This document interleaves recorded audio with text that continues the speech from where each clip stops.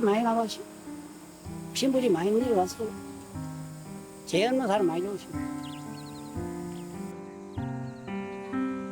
세월은 흘러도 산천은 압니다.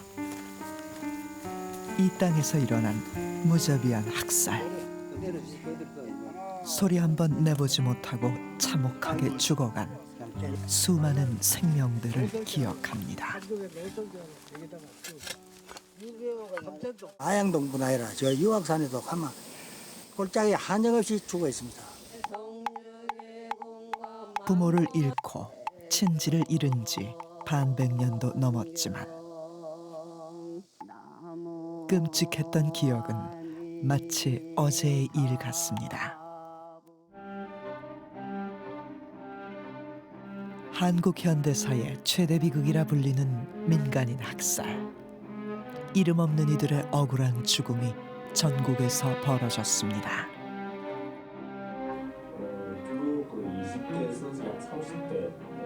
구자환 감독은 오랜 시간 학살 피해 가족들과 목격자의 증언을 기록하고 있습니다. 2004년도에 이제 유골이 나왔다고 해서 이제 취재를 갔었는데 이제 그게 민간 학살 사건이었던 거예요. 되게 부끄러웠죠. 어떻게 이런 사실들을 30대 중반다인 내가 그것도 대까지 공부를 했다는 내가 모르고 있었을까? 또 하나 남기지 못하고 떠나던 날 사랑하는 아들, 딸 이름 한 번 못 부르고 부모님께 효도 한 번 못하고 그 한을 어찌 새기리. 눈앞에 그 광범위하게 어지럽게 이제 널려진 육을 들어봤을 때 아, 이분들이 얼마나 살고 싶었을까, 얼마나 억울했을까, 얼마나 그 죽임을 당하는 것 중간에 두려움에 떨었을고 또 가족이 보고 싶었을까. 지나가는 사람들에게 10명 잡고 물어보면 그중 한 사람도 모를 수도 있다. 그게 지금 바로 이 민간 학살 사건이거든요. 그래서 이제 그것 때문에 제가 계속 이제 민간 학살 사건에 매달리고 있는 것 같습니다. 잊혀진 죽음, 그 기억과 마주합니다.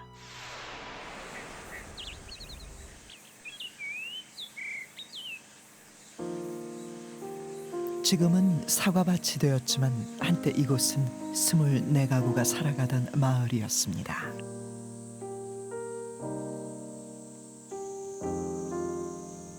마을이 사라지고 세워진 비석. 69년 전 이곳에서 죽은 아이들을 기리는 위령비입니다.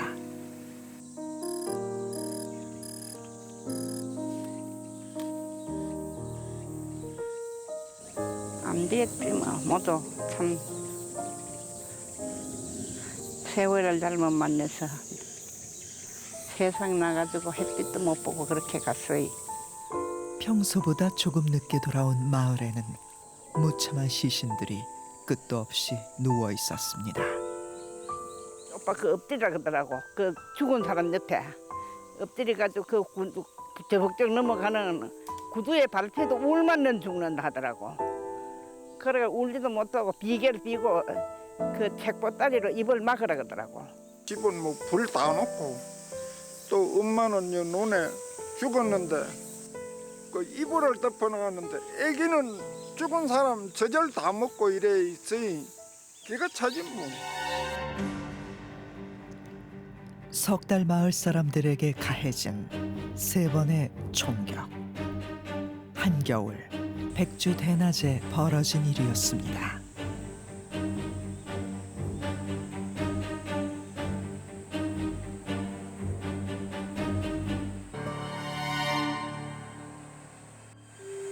시커먼 사람들이 벽돌 쌓는데 호각을 불더라고요. 호각을 불더니 질러 하면서 여기 말씨가 아니고 울타리에 불이 붙어 있게 집집마다 내려오면 그만 다 타요. 아버지와 할머니를 잃고 기적처럼 혼자 살아남은 소녀는 군인들의 눈을 피해 동굴에 숨었습니다. 눈을 뜨고 있나 봐요. 이 피터선이께 추워 못 살더라고. 그래서 집에 가서 담요를 물고 그래 일로 왔어요. 지와 그래 옮기고 그래 그래 여적히 참말로 살아났어. 그날 이후로 모든 것이 달라졌습니다. 사건 당시 11살 소녀였던 최홍연 씨는 팔에 관통상을 입었습니다. 팔이 아유, 쑥 들어갔고 아유, 아파요. 여기도 그래 알았어. 힘줄이 여기 예. 다 끊기구나. 이게. 예. 그러가요. 근육하고 힘줄이. 피가 저기를 얼매가 쏟아졌는지 맞았을 때는 죽었지요. 그 후로 삶이가 죽기만 못했어요. 차라리 죽었지만 그 후로 고생을 그 자식은 오남미를 뒀습니다. 오남미를 뒀는데 미기도 못하고 입히도 못하고 학교도 못 시키고 그 당시 그 동네에서 부모 잃고 자식 잃고 예? 내 목숨 잃고 있는 사람들을 생각을 해보면 기가 막히죠. 고만하시.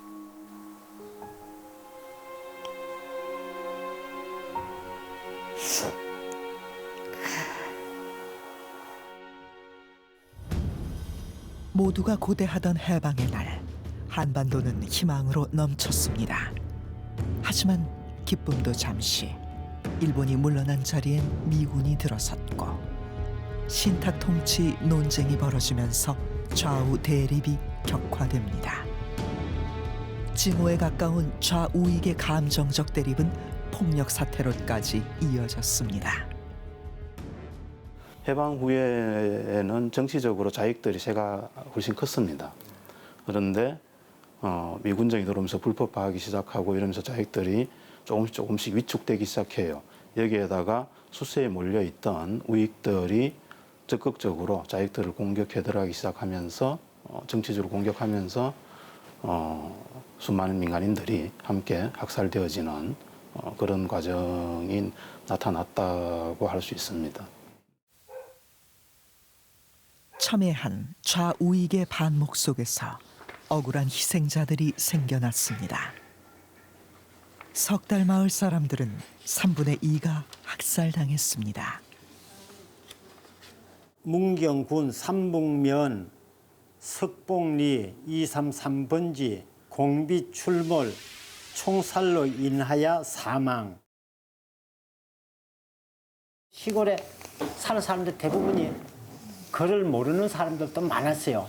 뛰갖고도. 그리고 내용을 잘 보지도 않고 그게 뭘로 돼 있는가 그 이후에 보니까 공비 출몰로 그렇게 됐다. 50년 후에야 밝혀진 진실.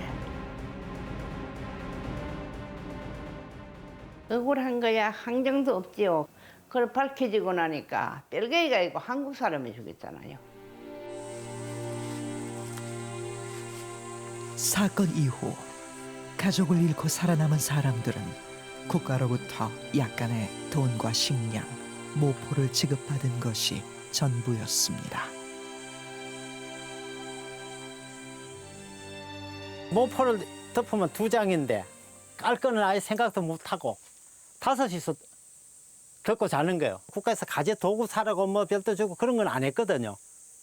그러니까 숟갈도 거기서 불탄 자리에서 헌집에서 불탄 그 흙 파고 거기서 꺼내면 그거 쓰고 그릇도 그거 꺼내 쓰고. 억울하고 참담한 그 세월은 무엇으로 보상받을 수 있을지요.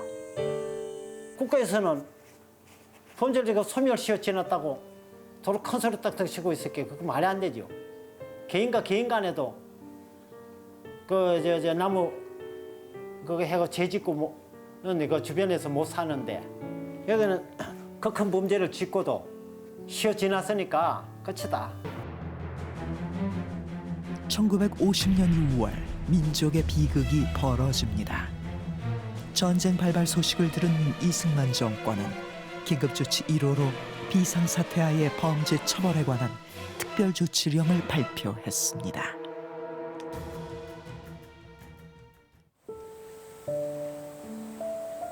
이것은 이후 이뤄질 무자비한 학살을 예고하는 것이었습니다. 경산 코발트 광산. 일제가 전쟁 물자로 코발트를 채취하던 이 광산은 한국 전쟁 직전에 폐광된 곳입니다.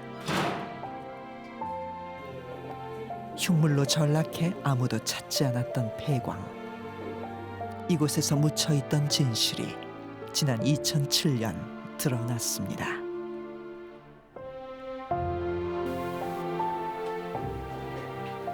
대량의 유골들이 발견된 것입니다.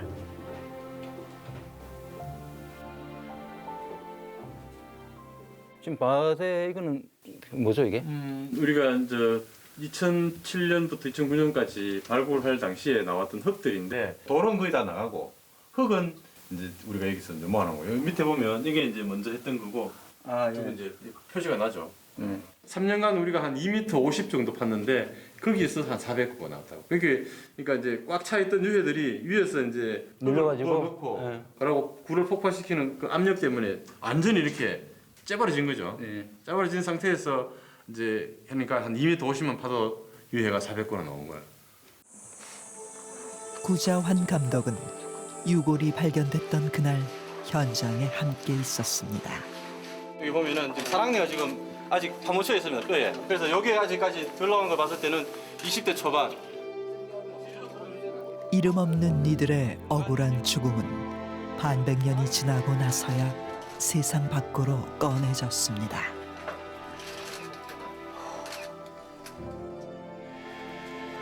진실화해위원회의 조사 결과 1950년 7월 초부터 9월까지 약 2달 동안 대구 형무소에 있던 수감자와 보도연맹원 1,800여 명이 이곳에서 희생당했다고 합니다.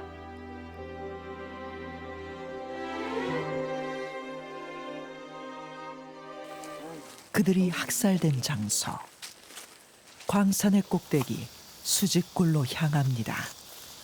그 사람들이 그 포승줄에 묶여가지고 끌려서 일로 올라온 겁니다.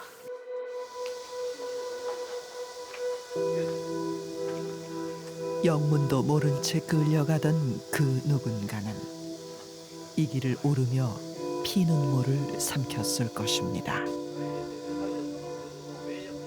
명을 일조로 해가지고 그 묶어서 여기다 일렬로 세웠습니다. 세워놓고 뒤에서 총을 한 방에 8명을 다 관통시킬 수 있도록 그렇게 여기서 그 살상하는 장소입니다. 여기가. 유골에 새겨진 죽음의 흔적. 총구형입니다. 총구형. 총 맞은 거예요. 보도연맹원이란 이유만으로 수많은 사람이 재판 없이 죽임을 당했습니다. 수십만 명이 이승만 정권으로부터 이제 목숨을 잃었는데 국가가 우리에게 알려주지 않았던 것이었죠.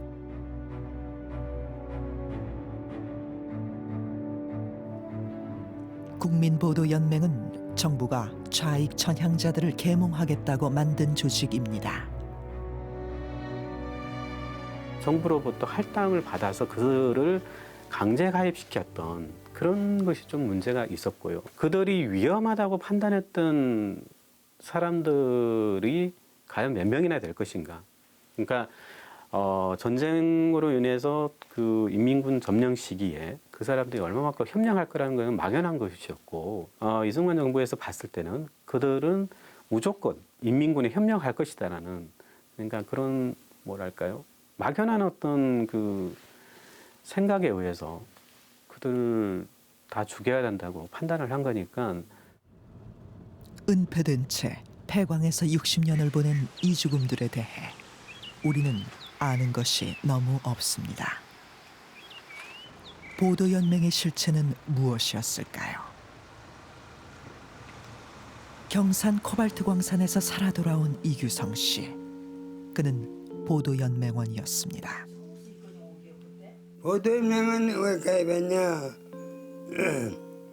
나는 이 뭐 뺄때이라는 건 모르고 젊은 사람들 공부가 된다고 배우러 오라 소리를 들었다고. 그런데 나는 학교를 안 나와서 공부가 된다는 게 가봐야겠다. 그래서 가서 많이도 안 해서 2번인가 갔어. 학교 그거 나갔다고.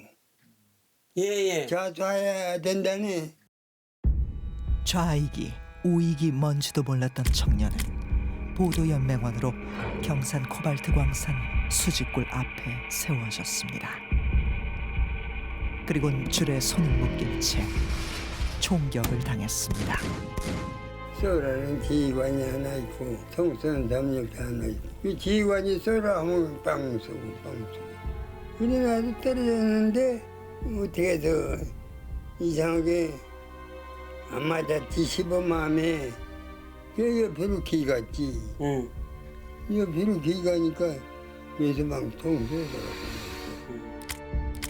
트럭에 함께 탔던 수십 명의 사람들이 몸에 총을 맞고 굴 안으로 줄줄이 떨어졌습니다. 그야말로 아비규환. 총알이 운 좋게 비켜가 시신들 사이에서 목숨을 부지했던 이규성 씨는 그날을 생생히 기억합니다. 죽은 사람들한테 또 갔지. 기 가서 그 사람들 허리방 걸려가지고 있었어 집이. 이래가지고 그 덩어리 돌멩이 달아가지고 던지니까 덤프하고 걸리더라고. 그래서 한 칸 올라가고 또 한 칸 올라가고 그러다 보니까 근육이 다 올라갔네. 근육이 다리 화냐. 보도연맹의 대다수는 이념과 사상보다는 당장의 삶을 살아가기 바빴던 이들이었습니다. 도대체 무엇이 이들의 목숨보다 중요했던 걸까요? 그래, 말도 못해. 내가 생각할 때는 그래 나는 내대로 대한민국의 시키는 일 다 하고 결국은 이걸 당했으니까 얼마나 그래요. 그게 말도 못해. 아이고. 구자환 감독은 오랜 추적 끝에 당시를 기억하는 또 다른 일을 만날 수 있었습니다. 건강하시죠? 아유, 선배고 3년을 제가 뵙습니다. 아이고 멀리 가십니다. 가창골 민간인 학살의 현장 목격자인 서상일 씨. 처음에 이제 사살 시기 놓고 이 사람들이 그냥 갚았어. 그러니까 뭐 한복도 입었고 진짜 똑똑한 사람이다. 내가 보기에는 똑똑한 사람이 아니었다고 죽은 사람이. 그런데 뭐 치마 입은 사람도 있고 그 사람들이 사상가였다면은 뭐 이민국 공화국 만세하던도 뭐 누구로 만세를 하던도 무슨 이 얘기를 할 텐데 한 사람도 없었어요. 그렇게 많이 죽이도. 내가 이 얘기하는 거는 사실상 그 사람들이 사상가가 아니다 이거라. 진실한 그 이북 공산주의의 어떤 그 사람들이 아니다 이거야. 공장의 말단 직원이었던 그는 경찰의 강압으로 시신 처리를 담당했습니다.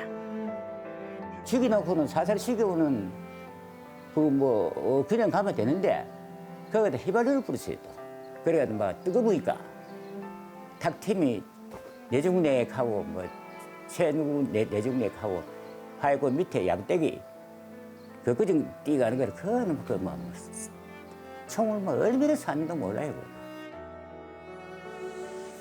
골로 간다는 말이 나올 정도로 많은 민간인이 죽임을 당했다는 가창골. 요래 하얗고는 요고 요 금방이고 요 쓰시오. 여기 요 한 미차를 갖다 했어요. 미차 갖다 죽이고 8일 내지 10일 가까이 묻었어요. 횟수로 10회 가까이 돼. 저짜피네. 역으로 지금 말하지 못했던 이유가 왜 말을 못하신 거예요? 그때까지도 끝까지 이 누설이 되면은 그냥 안 둔다, 죽인다, 가는 같이 취급한다 이기라. 그래서 입을 못 띄어요. 살기 위해 눈을 감았고 입을 다물었습니다. 그리고 한평생 죄책감에 시달렸습니다. 수백 명을 죽여놓고 말이지. 그냥 가만히 있고 말이야. 주민들이 안 떠들고 가족들이 안 떠들면 그냥 가만히 놔둔단 말이야. 여전히 침묵 속으로 숨은 많은 이야기들이 있습니다. 4.19가 일어났던 1960년도 대구 이제 한 일간지에서 발행된 내용들인데요. 이제 특정 지역에 이제 200명 정도가 살해됐다는 내용들. 날서린 시선에 숨죽여 살아온 유가족들이 4.19 혁명이 일어나고 처음으로 제 목소리를 낸 순간이었습니다. 4.19 혁명 직후에 전국에서 피해자들이 전국 유족회를 결성을 했었거든요. 그러고 나서 이제 전국 각 지역에서 피해자 진술을 받고 그리고 여러 가지 각종 자료를 모으는 활동을 했었습니다. 그 외침은 찰나에 불과했습니다. 5.16 군사정변 이후 학살 피해 유족은 국가 내에 완전한 이방인이 됩니다.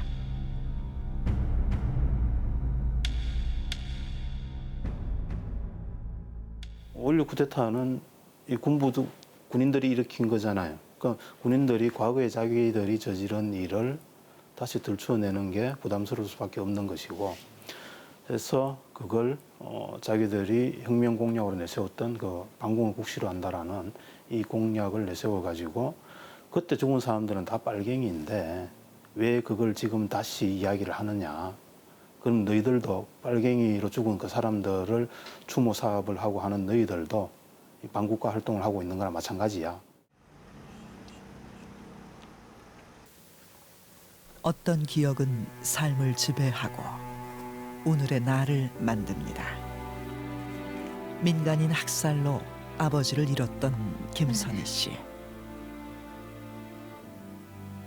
어머니와 함께 유족회 활동을 시작했던 그날의 기억이 아직도 생생합니다. 4.19가 나고 유족회가 결성이 되고 6월 발굴을 갔어요. 그게 가창거리예요. 엄마하고 제가 중학교 1학년 때인데 제가 6월 발굴하는데 따라갔었어요. 이 여자들 비녀 쪽진 머리털만 홀랑 빠져가 그런 것도 나오고 뭐 밥그릇 숟가락도 나오고. 근데 쿠데타가 61년도 5월 16일 나가지고 그 뼈를 갖다가 다 모아가 어느 산천에 다 뿌리고 흩어버렸는지 아직 그 뼈 못 찾습니다.